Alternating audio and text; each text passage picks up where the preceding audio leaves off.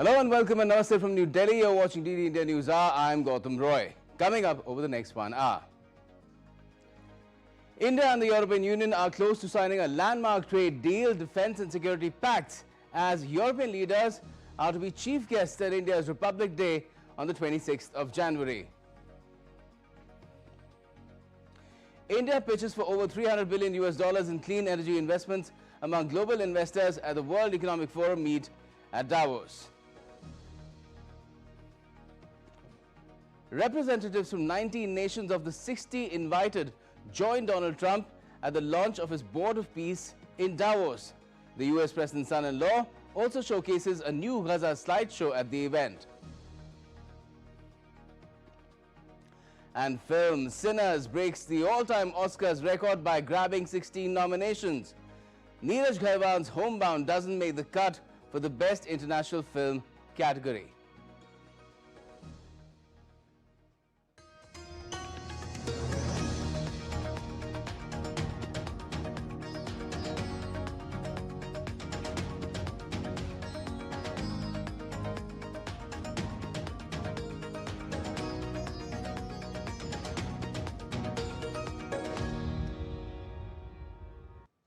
First up, India and the European Union are not only close to signing a landmark trade deal but also set to strengthen their strategic relationship with the signing of a new security and defence partnership at the India-EU summit in New Delhi next week. Here's more in this report. India and the European Union are the closest they've ever been to conclude a free trade agreement in what has been dubbed as the mother of all deals by the bloc's chief, Ursula von der Leyen.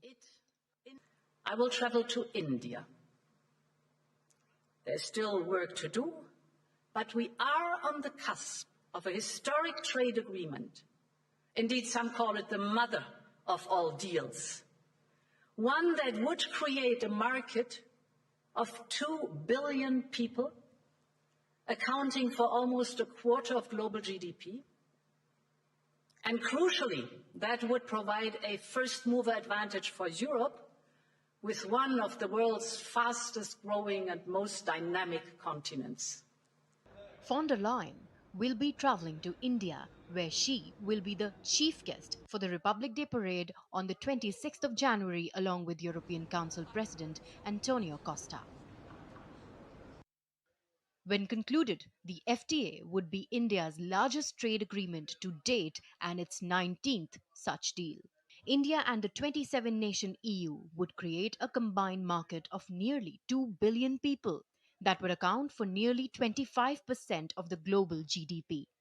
The agreement is expected to cover goods, services, investment, technology transfer, telecom, and regulatory cooperation. Indian textiles are likely to emerge as a major beneficiary with reduced tariffs. They currently face 10% tariffs in the bloc. Notably, the deal excludes agriculture and dairy. Apart from the FTA, EU Foreign Policy Chief Kaja Kallas said that Brussels will be signing a new security and defence partnership with New Delhi. The EU and India are moving closer together at the time when the rules-based international order is under unprecedented pressure through wars, coercion and economic fragmentation. Two major democracies cannot afford to hesitate. We must become more ambitious partners. India and EU already enjoy strong economic relations.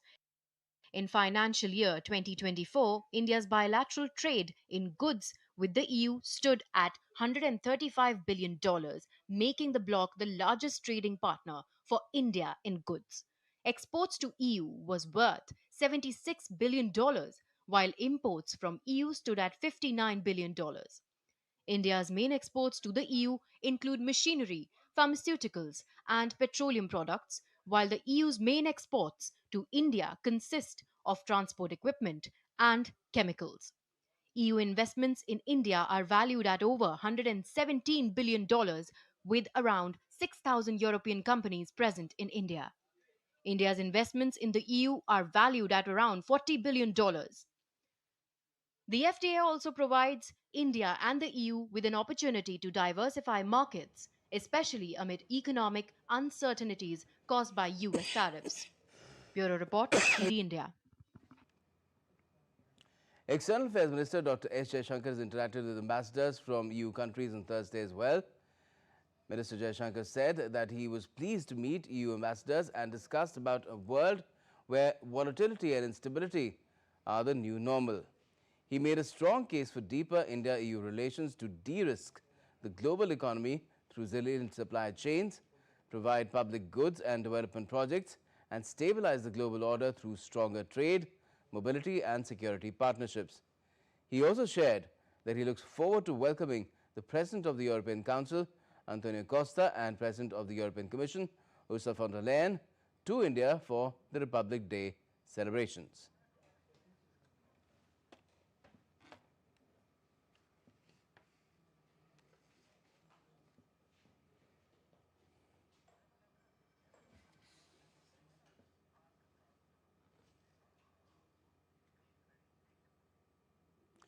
Now at Davos, India has pitched a 300 to 350 billion US dollars clean energy investment opportunity to global investors. Renewable Energy Minister Prahlad Joshi highlighted policy stability, falling tariffs and 267 gigawatts of non-fossil capacity, positioning India as a future-ready green energy hub. DD India's Tapat Bhattacharya with this report. India has made a strong global pitch for clean energy investment at the World Economic Forum 2026 in Davos, positioning itself as one of the world's largest and most investment-ready green energy markets. Addressing the global investors, Union Minister for New and Renewable Energy, Prahlad Joshi said India's energy transition represents a $300 to $350 billion opportunity by 2030, offering speed, scale, stability, and long-term returns at a time of global economic uncertainty. India has already built 267 gigawatts of non-fossil fuel capacity as of December 2025 and is firmly on track to meet its 2030 clean energy goals. 267 gigawatt we have already reached as far as renewables are concerned. Means more than 52% of the energy mix is from the renewable now. We are having the manufacturing capacity of 144 gigawatt of module manufacturing, 27 gigawatt of cell manufacturing, which is going to shortly reach 50 gigawatt. The pitch rests on affordability, reliability, and energy security. Rapidly falling renewable tariffs, grid modernization, competitive battery storage, and green hydrogen cost have made clean energy central to India's growth strategy. The government highlighted policy certainty, strong state level execution, and a growing domestic manufacturing base as key strength for global investors. At Davos, India projected itself as a stable, future ready destination for global clean energy capital. Taposh Bhattacharya's report, DD India. Also at the World Economic Forum in Davos, IT Minister Ashwini Vaishnav held a series of meetings with global industry leaders, underscoring India's growing stature as a trusted global value chain partner. The minister met Temasek chairperson Teo Chi Heen, Mayor CEO Vincent Clark, and Honeywell's Global Regions President and CEO Anant Maheshwari. These engagements at Davos reinforce India's position as a global investment destination and a key partner in next-generation technologies, infrastructure and manufacturing. Also, India's Union Civil Aviation Minister Ram Mohan Naidu held a discussion with EU Transport Commissioner Apostolos Tzitzikostas on the sidelines of the World Economic Forum in Davos. The dialogue focused on sustainability and innovation in the transport sector, emphasizing the importance of advancing EU-India engagement across the ecosystem.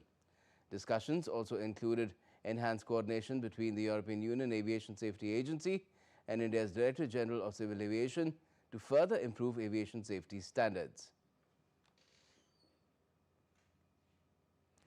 And Prime Minister Narendra Modi on Thursday spoke to Brazilian President Luiz Inácio Lula da Silva. In a social media post, Prime Minister Modi said, and I quote, "Glad to speak with President Lula. We reviewed the strong momentum in the India-Brazil strategic partnership, which is poised to scale new heights in the year ahead. Our close cooperation is vital for advancing the shared interests of the Global South. I look forward to welcoming him to India soon.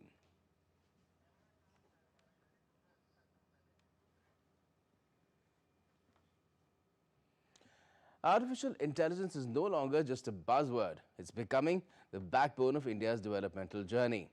From healthcare to governance, AI is transforming lives, and India is ready to showcase this transformation to the world.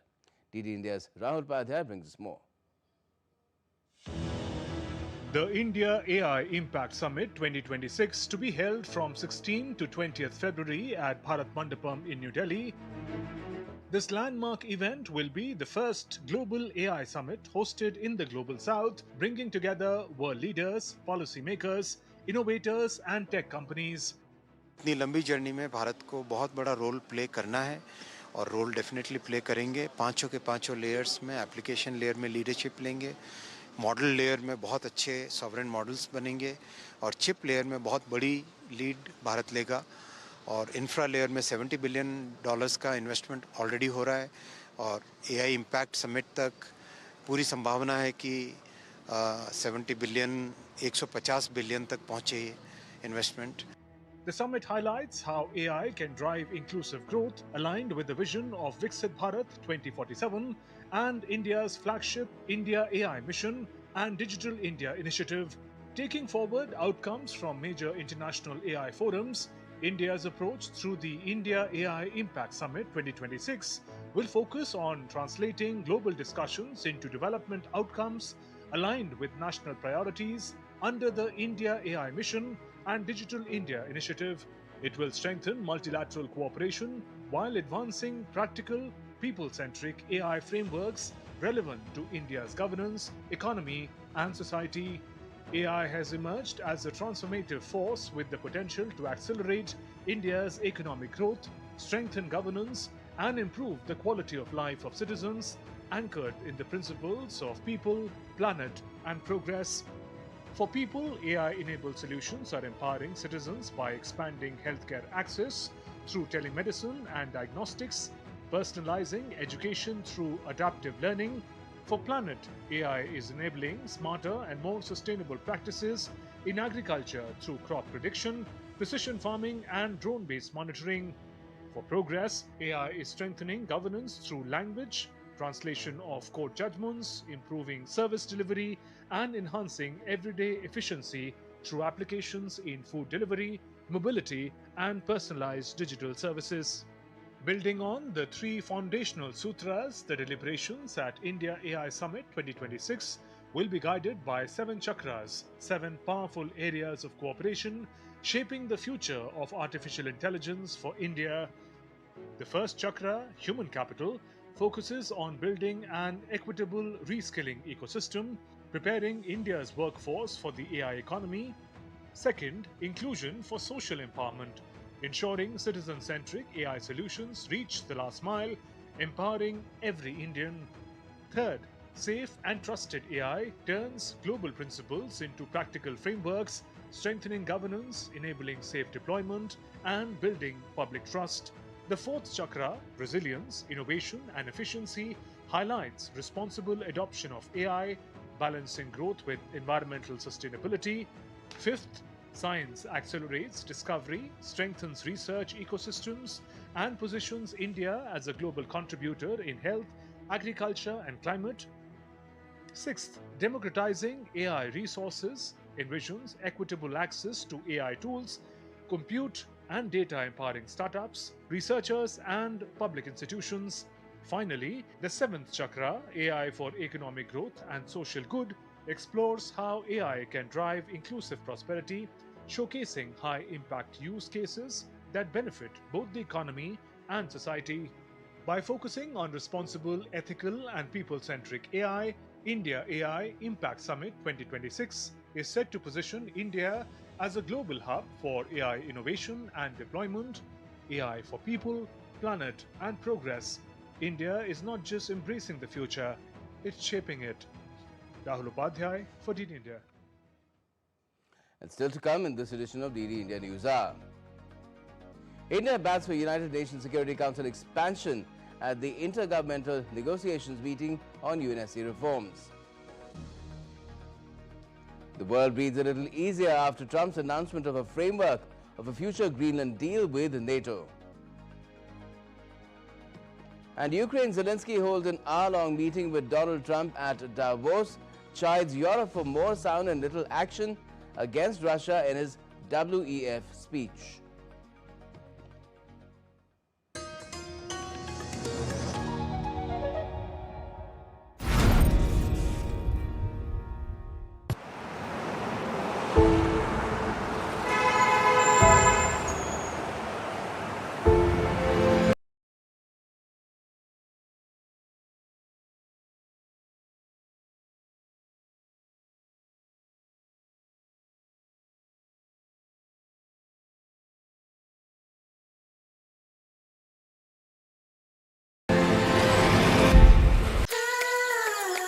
The land of forests, nature's hidden jewel.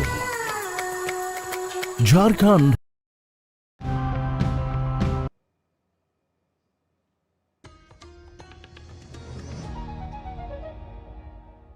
Welcome back. You're watching DD India News Hour. I'm Gautam Roy. Now, US President Donald Trump has unveiled a new board of peace at the World Economic Forum in Davos, pitching it as a platform to secure the Gaza ceasefire and tackle broader global conflicts. However, the initiative faces early criticism over its structure, funding model and international backing. DD India's Rupa Kumar Jha has this report. US President Donald Trump has launched the Board of Peace on the sidelines of the World Economic Forum in Davos. The body was formally launched with a signing ceremony involving leaders and senior officials from 19 countries, many of whom are close allies of President Trump. Originally conceived to oversee post-war stability in Gaza, the board's charter outlines a broader mandate to help resolve international conflicts, raising concerns it could rival the United Nations.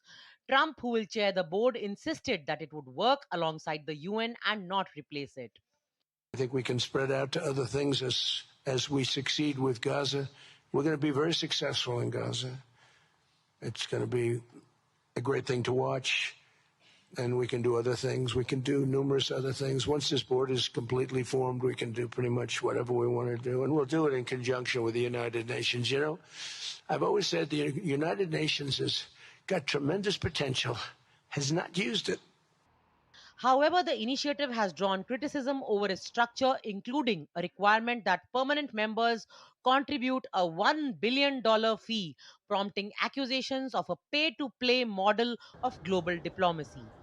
Major Western allies such as Britain and France declined to attend the launch.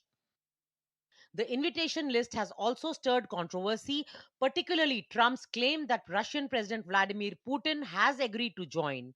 During his meeting with Palestinian leader Mahmoud Abbas, President Putin had said that Russia is ready to send $1 billion of Russian assets frozen in the US to President Trump's Board of Peace initiative to support the Palestinian people.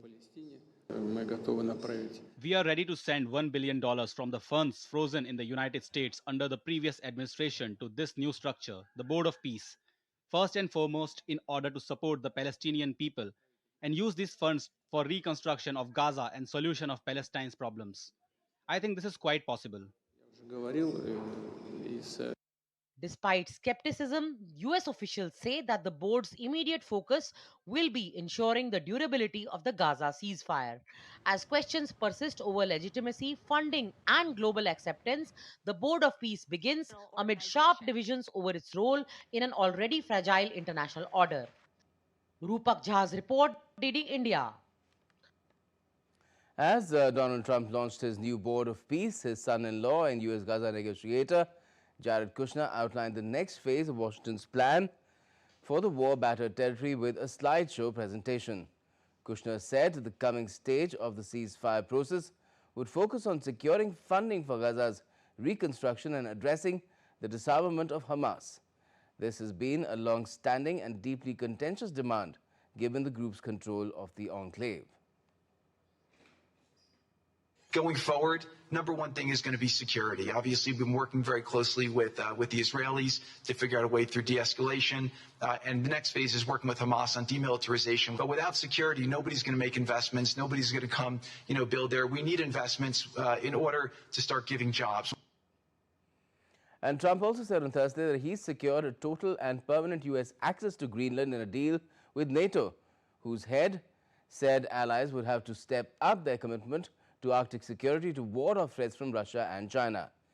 News of a framework deal came as Trump backed off tariff warnings and ruled out taking Greenland by force, bringing a degree of respite in what was brewing to be the biggest rupture in transatlantic ties in decades. Here's more. US President Donald Trump announced at the World Economic Forum in Davos on Wednesday for a framework of a future deal for Greenland and scrapped planned tariffs on European countries, those not supporting his idea of acquiring Greenland. Trump also ruled out US military action to take Greenland, but renewed demands for talks to acquire it. On the sidelines of the World Economic Forum meeting in Davos on Thursday, NATO's Secretary General Mark Rutte said the framework deal on Greenland would require NATO allies to step up on Arctic security, and the first results of this will be seen this year. Now, of course, our military will start the planning, but that is something which we are good at. I mean, NATO for 76 years has done this stuff. We have Baltic Sentry, we have Eastern Sentry, we have so many other missions and activities that will be done. And as soon as that is finalized, we will have to look where you have to take the decision. Is it in the North Atlantic Council? Is it at the level of the commanders? We'll see. But the most important thing is not the internal decision making. It is that we protect the Arctic region, implementing the President's vision that we need a safe Arctic region. The NATO chief also made it clear that it was now up to NATO commanders to work through the details of extra security requirements. Yes, what we will now do, of course, is start to work together within NATO with our senior commanders to see what is necessary. I know that the Arctic countries are all willing to do this, want NATO to take the lead here, bring NATO together and all the allies. And I think also other allies want to participate. German Chancellor Friedrich Merz welcomed Trump's shift on Greenland while warning that any threat to acquire European territory by force would be unacceptable. The aim of these talks is to agree for closer cooperation amongst allies in the High North and beyond. It is good news that we are making steps into that right direction.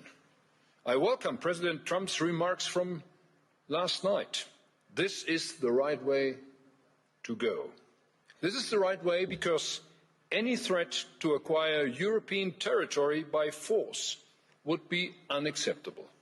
Voicing similar concerns, NATO's top military commander, NATO's Supreme Allied Commander, Europe, Alexis Greenkiewicz, said the alliance was ready, if asked, to plan a mission to protect the Arctic. Some of the things that we need to do in the Arctic to enhance our security are long lead items, including installation of new sensors and detection capabilities. So all of those things are constantly in our cross-check, and we're constantly trying to enhance our posture and think of ways that nations can enhance our posture in the Arctic. Swedish Prime Minister Ulf Kristersson also said that his country wants to be part of increasing Allied military presence in Greenland and the Arctic. Trump's U-turn had also triggered a rebound in European markets, but also raised questions about how much damage had already been done to transatlantic ties and business confidence. Bureau Report, DD India. Ukraine's President Volodymyr Zelensky met US President Trump in Davos, Switzerland as well on Thursday. Zelensky had earlier said that he would stay in Kyiv to address the energy crisis caused by Russian strikes on power infrastructure. Trump referred to the meeting with Zelensky as good and called for an end to Russia-Ukraine war. We're meeting with Russia. That'll take place tomorrow. They're going to be meeting with President Putin. I had a very good meeting with President Zelensky. Everybody wants to have the war end. Meanwhile, U.S. Envoy Steve Witkoff and Trump's son-in-law Jared Kushner are set to meet Russian President Vladimir Putin in Moscow to discuss the Ukrainian conflict. Kremlin spokesperson Dmitry Peskov said the talks would focus on Ukraine and related issues. Speaking at a Davos summit, Ukrainian President Zelensky warned about threats to Europe. He said that European cities should not be influenced by Moscow.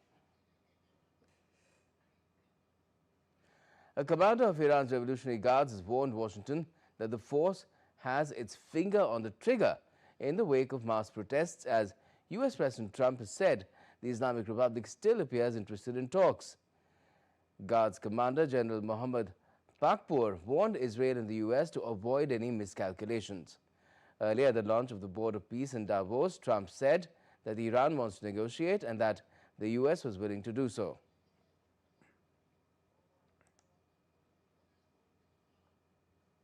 Every single one of those bombs from the B-2 bombers hit the air shafts and went deep into the earth and totally obliterated everything that they were doing. They were 2 months away from having a nuclear weapon. Can't let that happen.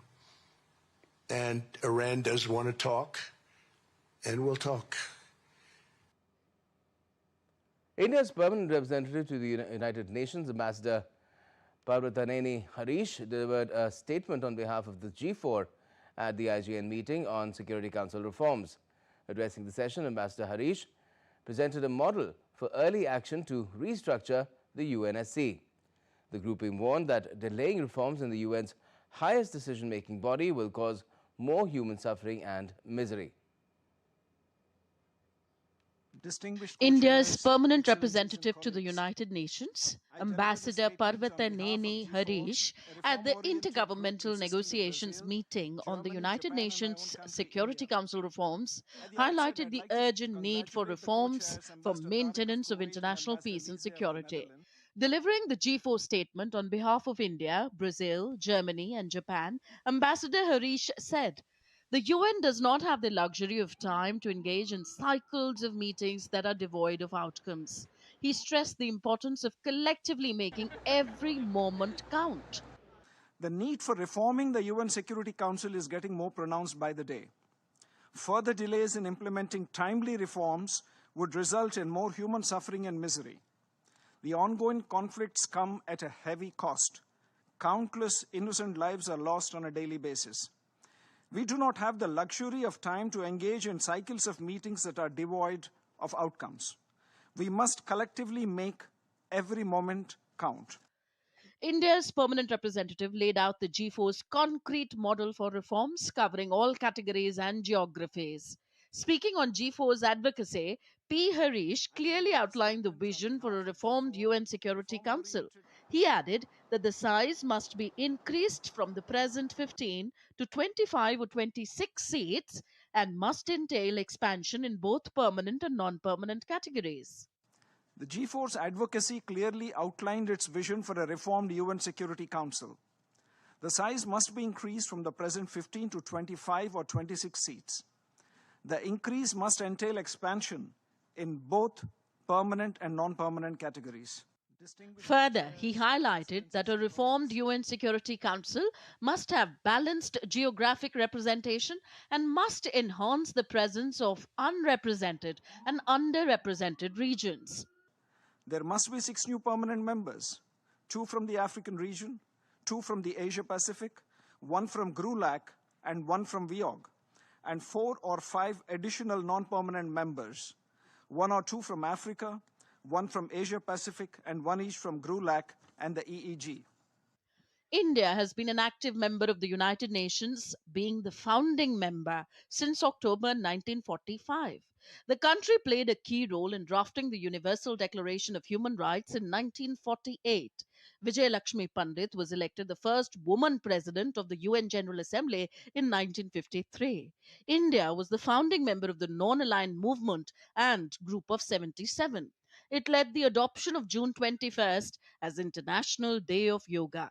The government of India has been according the highest priority to obtain a permanent membership for India in an expanded United Nations Security Council. India was elected as a non-permanent member of the UNSC for the 8th time for the term 2021-22 with an overwhelming majority during the elections held in June 2020 in New York. A number of countries have bilaterally expressed official affirmations of support for India's candidature for a permanent seat in an expanded United Nations Security Council. UNSC reforms and expansion of its membership with India as a permanent member continue to be one of Government of India's key priorities in all its bilateral and multilateral engagements, including at the highest levels. With India presenting a detailed model on behalf of the G4 nations for Security Council reform that includes new permanent members elected democratically by the General Assembly and displays flexibility on the veto issue. India remains a strong supporter of a reformed, effective, and representative UN that addresses contemporary challenges while upholding multilateralism. Bureau Report, DD India. And still to come on DD India News Hour. We'll be speaking with our expert guest about how India and the European Union are on the verge of inking landmark trade and defense pacts and their possible geopolitical impact.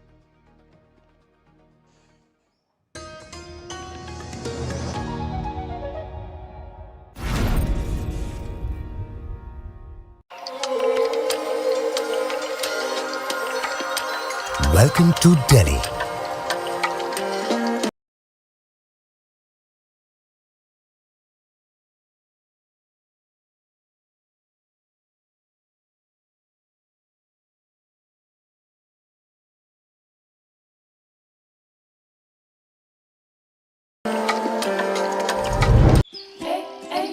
One of India's newest states. One of India's oldest lands. Every time I open my wardrobe, I wonder how many of these clothes do I actually need? So today, let's step into a world where our fashion does not have to come at the cost of the environment. We make sure that we don't waste a single piece of clothing. We use up all the scraps as well, gathering them into balls and making different products with them. Consumers think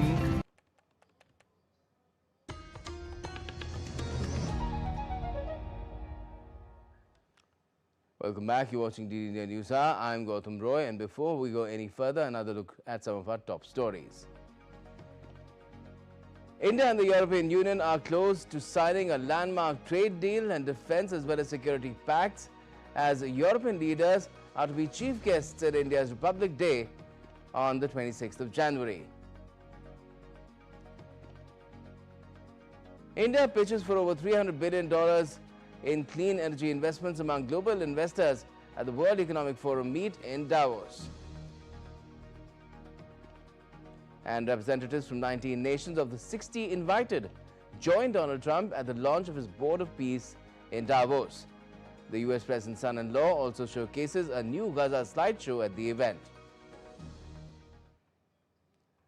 And let's now return to our top story, which is about the landmark pacts that India and the European Union are set to sign. One is, of course, related to trade, which has been under negotiation for quite some time. But now we're talking about security and defense and information sharing as well, apart from even mobility. And to talk about it all, we have Professor Rakesh Mohan Joshi with us. He's Vice Chancellor at the Indian Institute of Foreign Trade. Good evening to you, Professor.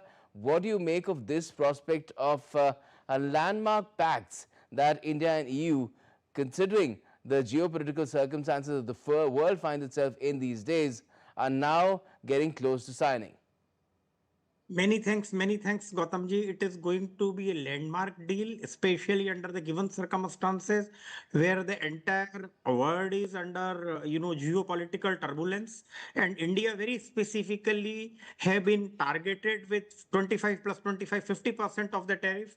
We are also having a threat of 25% additional tariff because of our trade with Iran. And therefore, India has been in a very vulnerable situation because 18-19% of our trade is with US, and then it's a very comprehensive and landmark of the deal, which I think the Commerce Minister Piyush Goyal talked about as the mother of all deals, because it has been very comprehensive. India has negotiated for about 18 years, 2017 to 13, and then it was relaunched in 22. And if you see that, negotiating with 22 countries is very, very difficult, very, very complex, because, putting all 27 countries on the board is very, very difficult. Although the average tariff with the EU is lower, 3.84%, but on textile and the labor intensive sector, it has been 10%. And therefore, it is going to be a very, very landmark deal.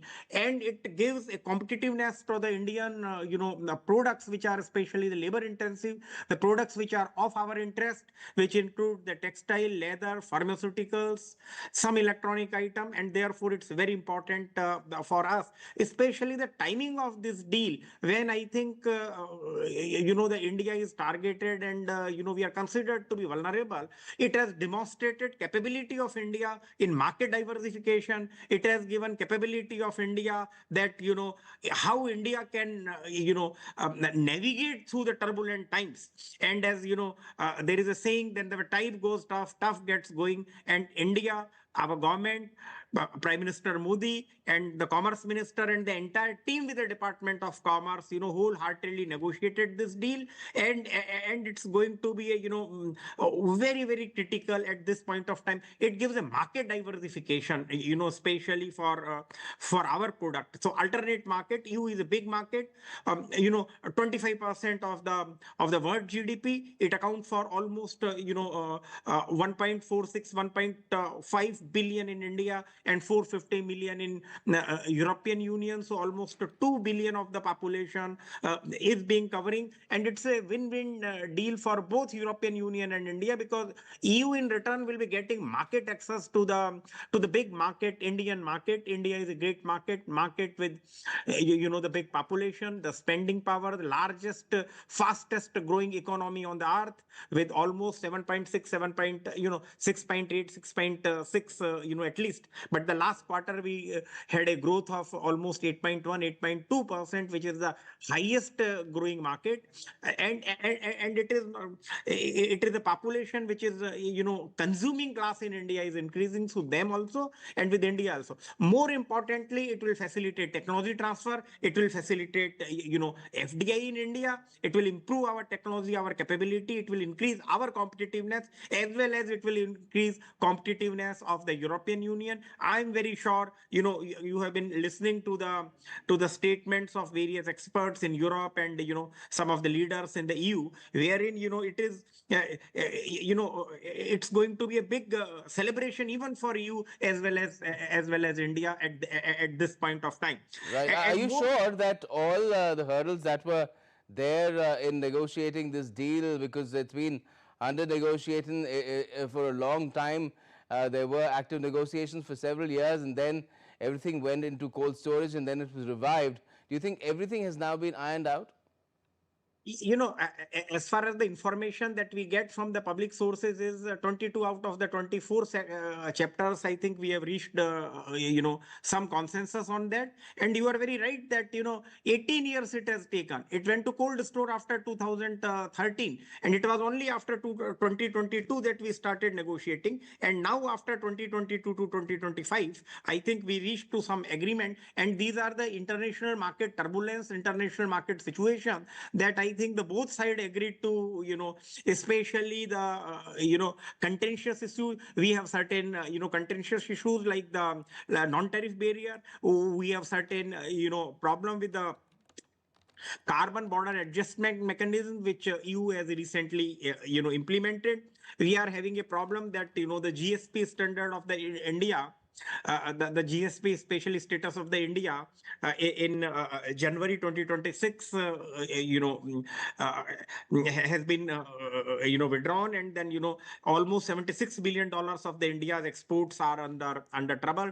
And presently, if you see that, India's trade with the European Union is almost 136 billion US dollar. We have a trade surplus with European Union of 15 billion dollar, but at the same time we have got a services trade of 60 billion, service trade of 60 billion dollar, and totally then services and goods combined we have a trade of 190 billion dollar, and it is growth potential in services itself is 50%. And therefore, I think all the broad calculation talks about 0.3, 0.4%, is going to add to India's GDP. And it's at such a critical time that, and not only this, because, it makes India's negotiating position much more strong, while negotiating the trade deal with the other countries. And especially, as you are aware, that, India was probably the first wherein the US president said that we are soon going to sign the trade deal with India, but US trade deal is, in uncertainty when we are going to sign. But even, entering into this deal with the European Union will put India at a position of a strength in negotiating even with United States of America and other countries, at the same time, giving the market diversification for Donald us. Trump has spoken positively about the India-US trade deal as well in Davos. That's the latest on that. So let's hope that progress is made on that front as well.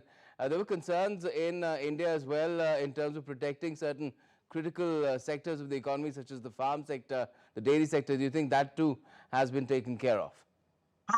Agriculture has been taken care of. Anyway, details have to come now. But India is very sensitive on agriculture and dairy, because now our majority of the population is dependent on dairy and agriculture. And what I think we are concerned of, that the Indian standards, mutual recognition of the standards, say Indian dairy products, their accessibility into the European market, because they are stringent. And more importantly, the most EU countries, they impose the standard which is much above the WTO standard. So that is the matter of concern, and that I am sure that our negotiators have negotiated, point by point. And this is the concern. We are concerned that the European dairy products and the European, even agriculture, some of the products, which are highly subsidized, they have got the production subsidy, they have got the export subsidy. They should not enter into our market. I am sure these things have been taken care of, because now the other countries, negotiating countries, knows that the dairy sector in India is very, very, very sensitive sector, and in most trade deals, whether it is the New Zealand, Australia, and even UK, we have kept a dairy and agriculture sector, to the best extent. These have been excluded and away from the trade deals. Yes. So it does not enter, but at the same time, it gives us opportunity for the investment. It gives us opportunity for the technology transfer from the European Union. So, and at the same time, services sector is also very important. Mutual recognition of the services, mutual recognition of the standards. So these are, I think, some of the key aspects likely to be of these deals. I think we are waiting for Certainly, details to mobility be too. made And you public. feel there will be complete unanimity in the EU about this one, and not this particular deal will not encounter the kind of hurdles, legal hurdles, that the EU Mercosur deal has encountered.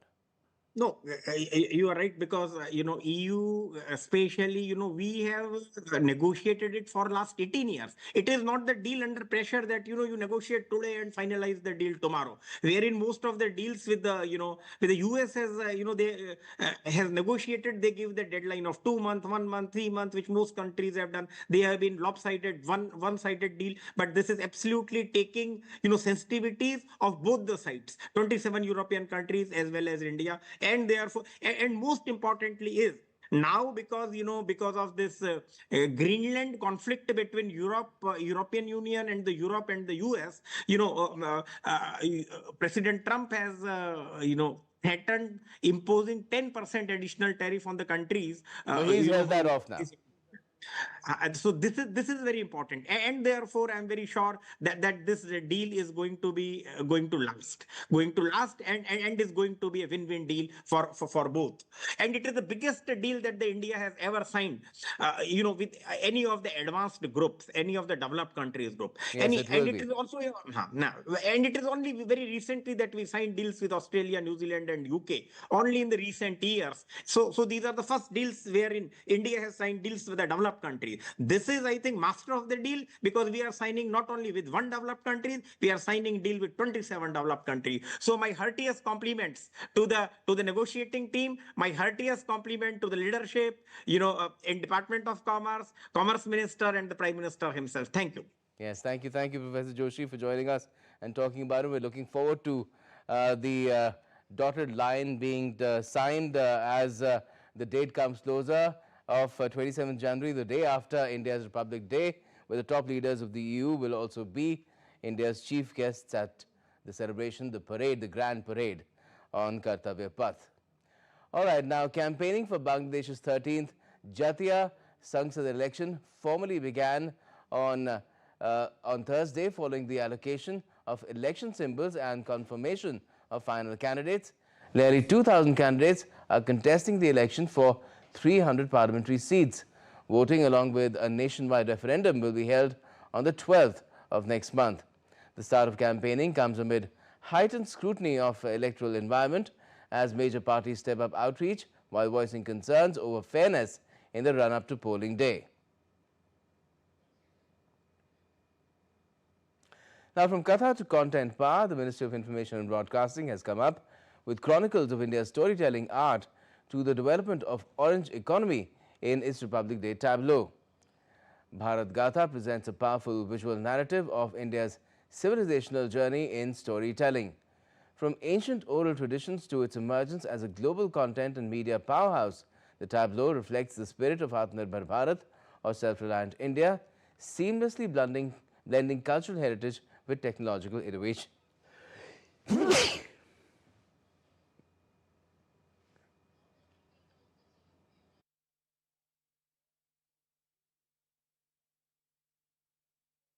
India has a long tradition of storytelling, not from now, it's a timeless tradition. So if you think of it, earlier it was Shruti, Sunne ka, listening. By listening, that was how the oral tradition passed. The storytelling was all about oral tradition.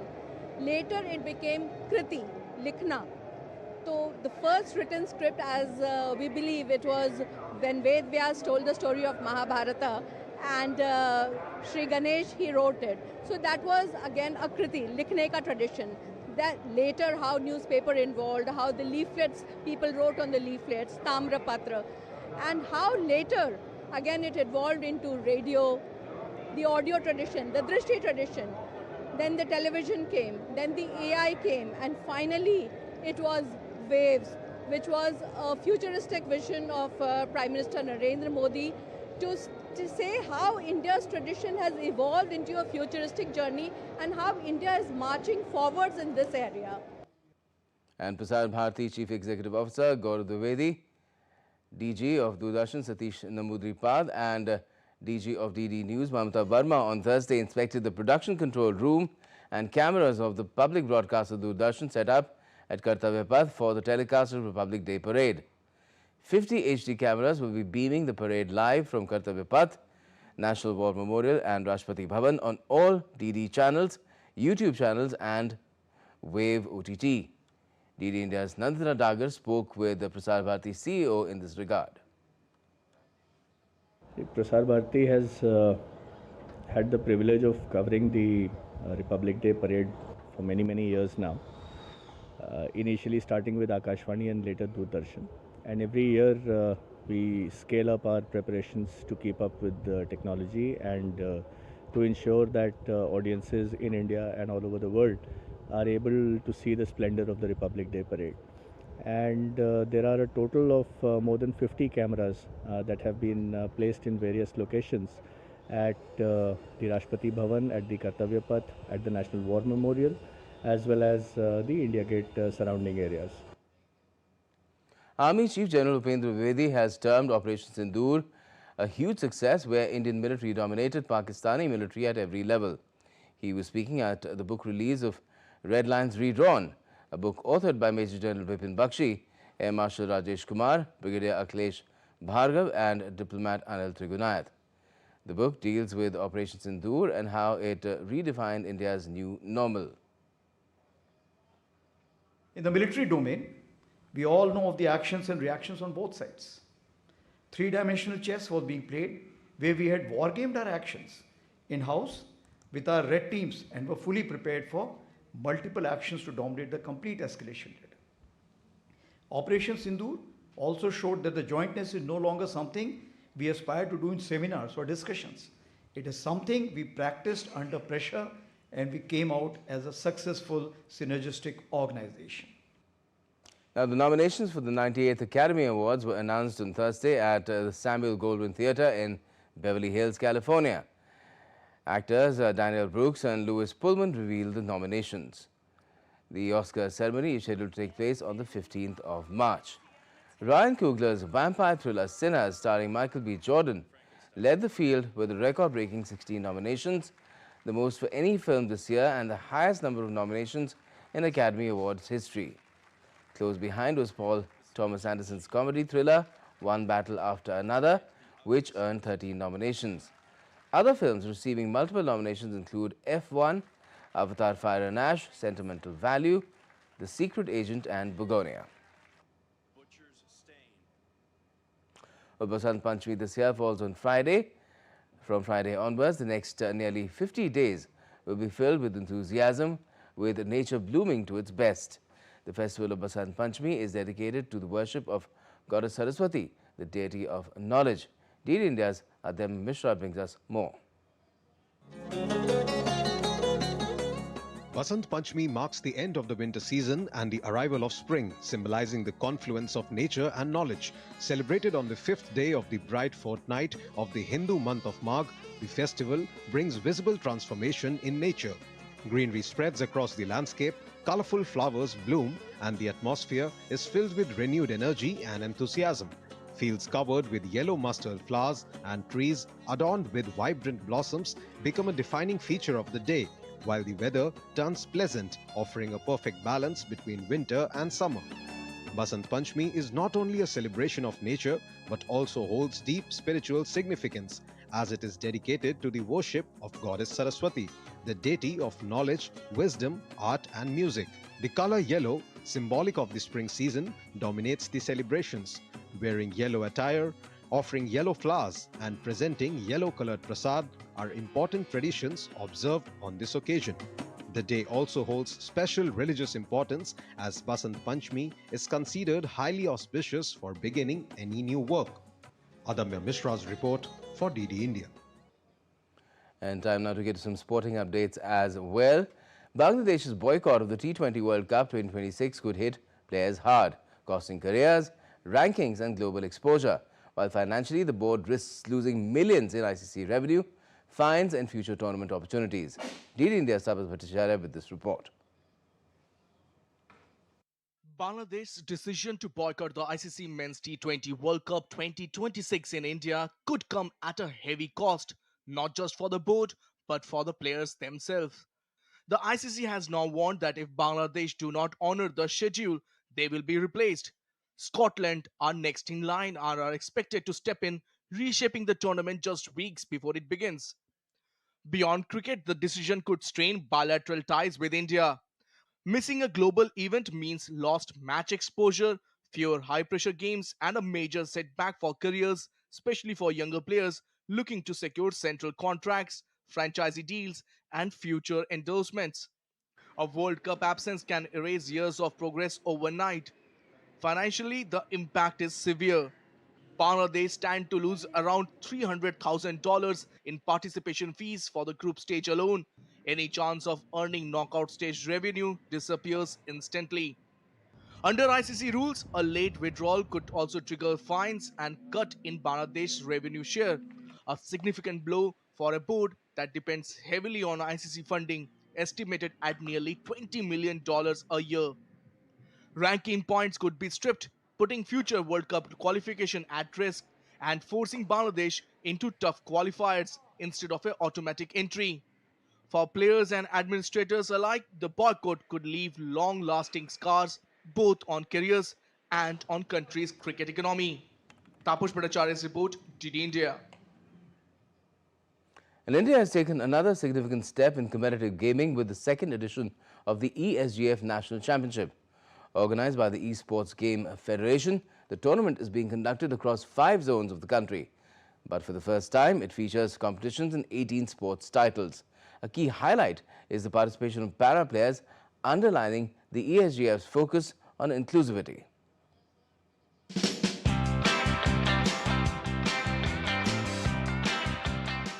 India has taken a decisive step in competitive gaming. That step comes with the launch of India's first ever ESGF Esports National Championship across 18 esports titles, making it a first of its kind in the country. The championship is being organized by the Esports Game Federation. This national event aims to give esports a structured and recognized platform in India. To achieve this, the championship is being conducted across 5 zones: East, West, North and Central India. This is the right time for a gaming federation to take this up, and I'm very happy, and I would like to congratulate ESGF that they've organized this second national championships, because right now is the time for them to invest so that Indian talent can come up and we can do really well in the top championships, even Olympic Games and Paralympic Games. I would say that under our Honorable Prime Minister Narendra Modi ji's vision for esports, it is a big step. Last year this championship was held, the national championship. There were only 2 titles that were being played. This time they have grown to 18. And I'm sure ESGF in the future will take this further and make this national championship, which is free, more accessible to more players in due course. What sets this championship apart is its strong focus on inclusivity. For the first time, para players are participating on the same national stage. This reflects ESGF's commitment to equal opportunity in esports. E sports जब खेला ना तो ये लगा कि यार हमारी disability कहीं गायब हो गई है, और माइंड को इतना अच्छा लगा कि यार मैं भी कर सकता हूँ, और इसमें ये नहीं लगता कि इसमें फिजिकल हैंडीकैप है या अदरवाइज है या नहीं है. तो मुझे इतना मजा आया कि मैं निःशब्द हूँ इसके लिए. With this championship, Indian esports moves closer to the mainstream, and with the inclusivity at its core, it marks the beginning of a new era. Narayan Sikh's report for DD India. That's all we have for this edition of DD India News Hour. But let us know your thoughts on the news of the day. And for those on the go, you can get all the latest news and updates from India and across the world on DD India's mobile app. It's available on both Android and iOS. Just scan the QR code on the screen to download the app right away. And we'll be back with more news as it breaks here on DD India. I'm Gautam Roy, and from all of us here in Delhi, thanks for watching DD India News Hour.